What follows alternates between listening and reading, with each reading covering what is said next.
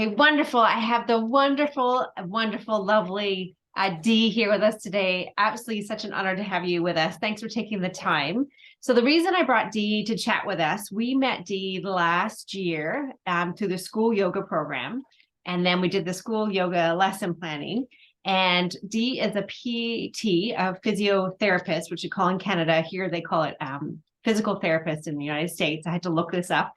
And Dee's living in the north part of Canada, working with a number of schools in the First Nations community and travels around as a PT. So she put together all that she learned through the modules to create programs for her students, but also providing resources for organization and for the parents and for the teachers, right? And so I wanted to have you here today to talk about something that we hear a lot from our community. Is okay, great. So there's all these yoga and mindfulness ideas, all these teachings, but how do we implement it specifically within a PT session?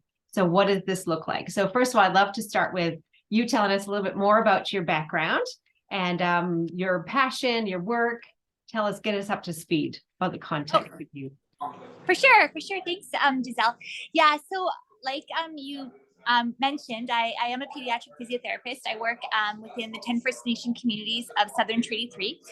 We're fairly isolated, fairly remote, fairly cold, hence I've got my parka on here. And so I spend a lot of time going to schools. I spend time seeing children in their homes, basically wherever the needs are.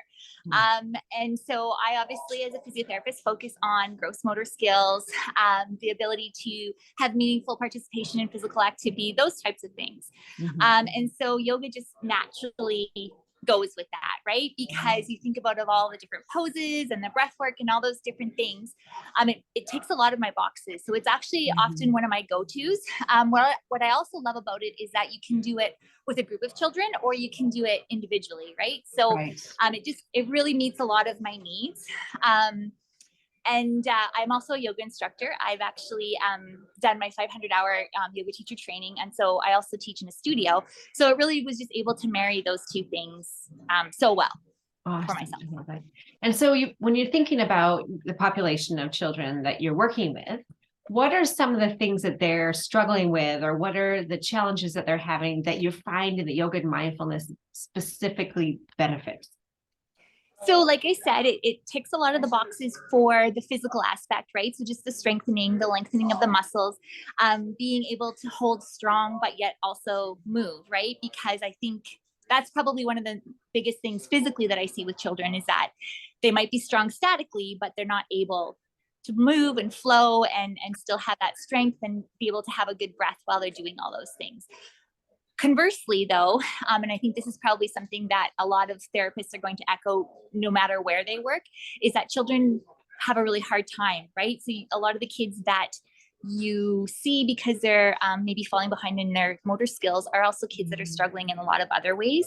And just being able to bring the yoga and the mindfulness piece as well as working on their physical stuff, you're just really able to hit a lot of those things that those kids need so badly. Right. So it sounds like you're also working, you were saying one-on-one, but you're working with small groups. So you're working with children who aren't necessarily just in your caseload as a PT, right? Yeah.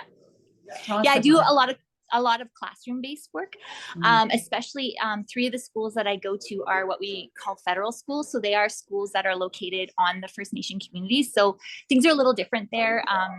They often don't have all the resources that you would often see in the public system. They're much more isolated. And so, yeah, when I go there, I don't just I will still keep one-on-one if they need to, but I spend a lot of time doing stuff in the whole classroom. And that actually is my favorite part of my day, is when I get to go into the classroom and just, spend time doing yoga with those little ones, making it fun, but also showing them how they can use their bodies and their breath to help themselves, right? They don't have to rely on something else. They have it within them. That's my favorite thing. I love it. And so what's so great is working with you work with children who are looking for extra PT work, but also all regular, typical children too. So you have that experience as a yoga instructor coming in to working with the groups as well. So what are some of the activities, some of your favorite activities that give us some examples, because people are like dying to know, what do you actually do? How do you implement this?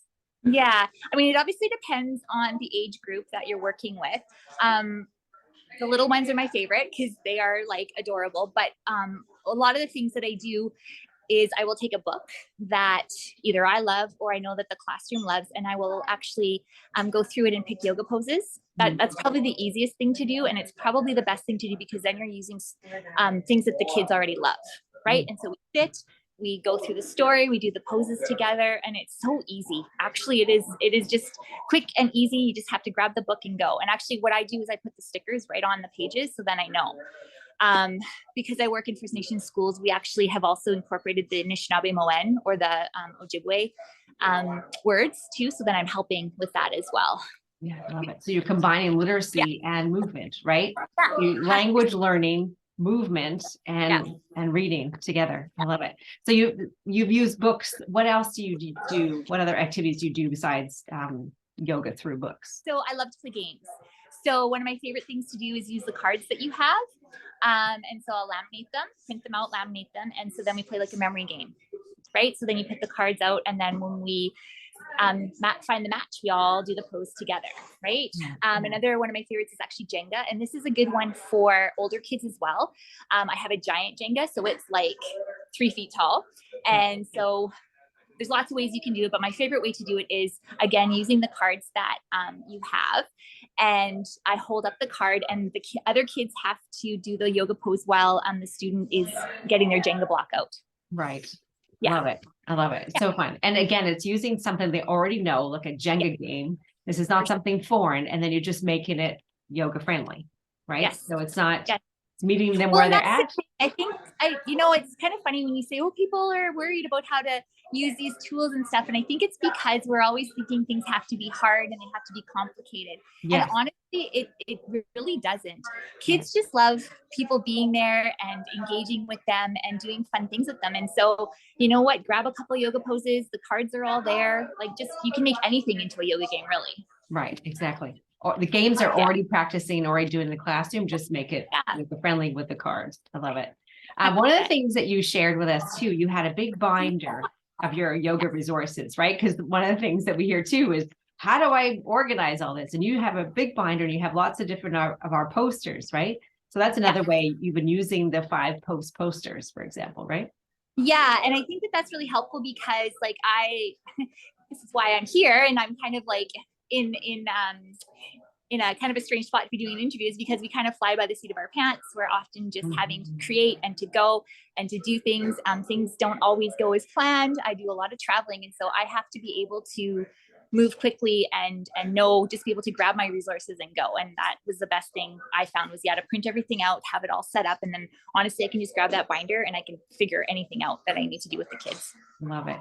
And you created this whole parent resource, speaking of those posters, right? Yeah. So you created a resource for the teachers and parents that when you did a lesson, you could leave something with them, right? Tell us about that.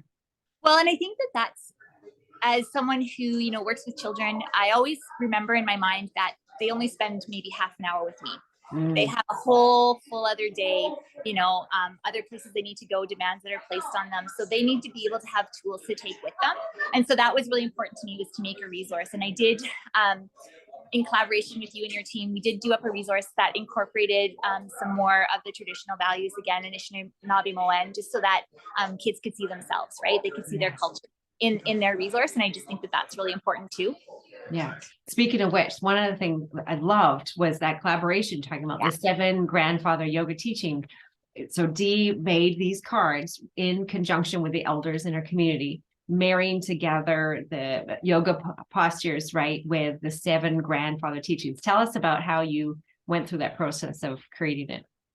So, there's just a lot of underlying similarities when you look at a lot of the ancient wisdom traditions, right? So just thinking about yoga, being an indigenous practice that came from South Asia, the indigenous practices of the people that I get to serve here in Northwestern Ontario.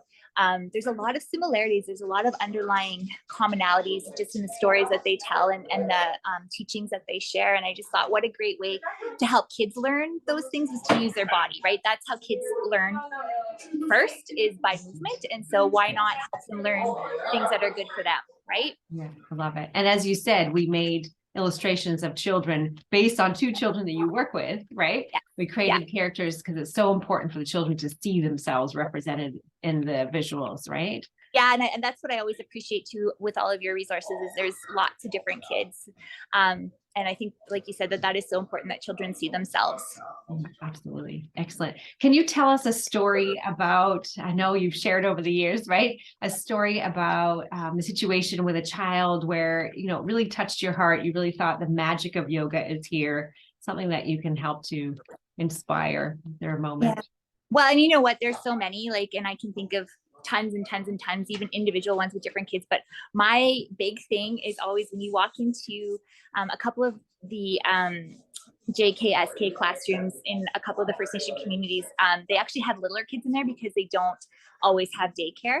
And you walk into this room and the kids are wild, right? Like they are running and playing. I mean, wild in a good way, like fun, having fun, you know, just running around. And then you come and you sit and you breathe, you play the game. So you make it fun. They're having fun and they do this breath work and all of a sudden they're calm and they're listening and they're hearing what you're sharing with them. And so to me, that's the magic right there. Right, right. Tell us about maybe like one of your favorite resources. So if you had to pick just one, say that you like it's in your toolkit all the time or that you have to bring to yoga mindfulness classes. Yeah, you know, there's lots, there's so many, and I use them all so frequently. I would have to say it's probably a tie.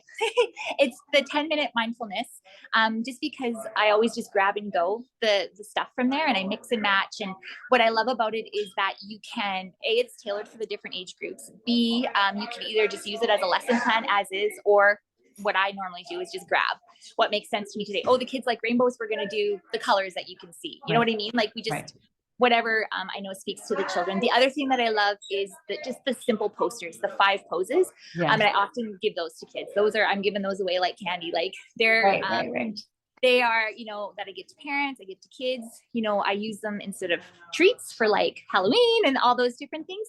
So those would be my 2 favorites. Again, you're leaving kids with something, right? Exactly. Yeah, exactly. Bridging that gap between the experience with you and what they're doing in the classroom and also home time, right? Yeah. Awesome. So what would you say to somebody who's a PT or even a classroom teacher or even a kids yoga teacher coming in? What would you say for someone who understands the benefits, but just has a little stuck on how to make it work and whether they should even try it? Because there's a lot of obstacles, right? They're afraid of looking bad or the kids don't like it or administration doesn't have buy-in, lots of obstacles. What would you say to those folks who are you know, my first thing would be don't be scared. Don't be scared at all, because it benefits you as much as it benefits them. Honestly, like I often learn so much more from my kids than I'm sharing with them. And I think just stick with what you like, you know, find something that you love. Like if you're someone who loves books, incorporate moving into your books. If you love songs, incorporate it into your songs. If you just love to play games, incorporate it into the games. Like you don't have to get stuck on that yoga needs to look any one way. And I think that's another thing too, is we have a stereotypical kind of view of what yoga is in our mind. And it's not that. It's that and so much more, right? It's movement, it's breath, it's fun, it's sharing, it's being open, right? So just start, I guess, would be my best advice. And stick to what you like. Yeah, for sure. And I love the way too, you're always learning, like you're always taking classes, always learning, always researching, right? So it's not like a one and done, like here's my resources, I'm going to repeat it every class I go to. No, you're always looking to see what's working with the students. How can I repeat that? How can I add to it? How can I level up? You know? 100%. And I think the growth piece is another part of what yoga is, right?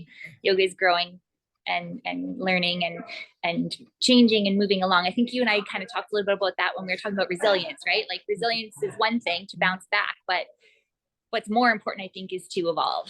And I think yoga is a really good tool for everyone for that. Right. Exactly. Love it.